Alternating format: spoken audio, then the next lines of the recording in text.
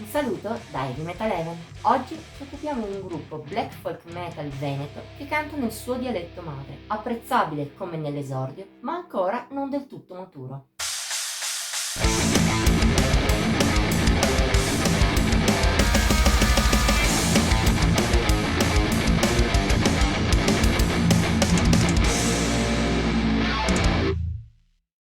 Se negli anni 80 e 90 per un gruppo italiano cantare nella nostra lingua madre era più un'eccezione che la regola, col tempo la situazione è molto cambiata.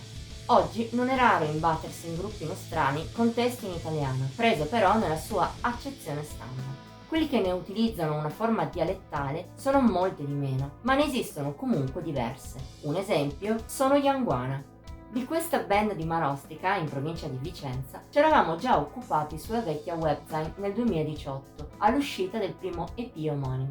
Nei 5 anni passati da allora, tante cose sono cambiate, ma non la musica dei Veneti, che nel nuovo EP Suman, uscito il 6 giugno scorso, ripresenta la formula già rodata in Anguana. Di base rimane sempre un black metal classico dagli echi melodici e atmosferici, su cui si innestano forti influssi folk.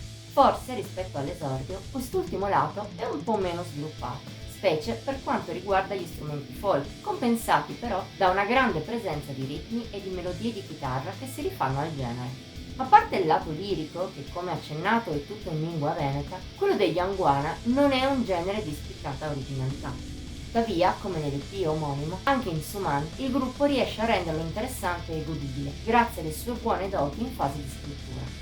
Le conseguenze sono una manciata di canzoni complesse, ma di solito ben fatte per evocare la giusta atmosfera, che nel caso dei Veneti è un'oscurità non monotona, anzi dalle diverse sfumature.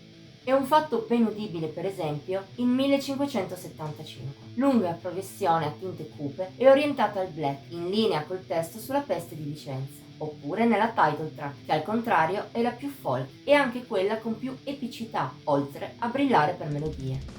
Da citare è anche Sento e sento ore al ciaro de luna, ottima traccia di pura atmosfera che però con la sua oscura musica ambient forse non è del tutto in linea con lo spirito più folk della scaletta.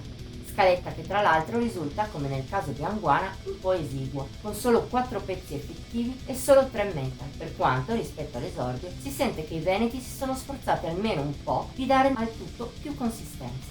A questo va aggiunta anche una registrazione che non valorizza il complesso. Di poco più pulita rispetto al primo EP, stavolta però non esalta le atmosfere come faceva allora. Anch'essa contribuisce a un prodotto a due facce. Da un lato, Suman è buono, piacevole e conferma le doti già sentite in passato da parte degli Anguana.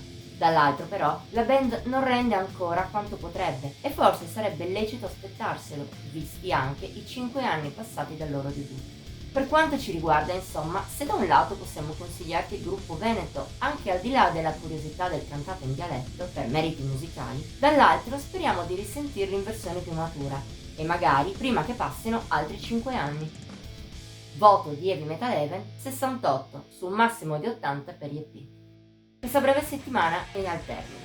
Se ti è piaciuta la recensione ti invitiamo a mettere like, a commentarla e a condividere. Puoi inoltre iscriverti al nostro canale e attivare la campanella degli avvisi per non mancare neppure uno dei video che pubblichiamo ogni settimana. Infine, seguici su Facebook, Instagram e Pinterest. Trovi i link, come sempre, in descrizione. Ci vediamo la prossima volta!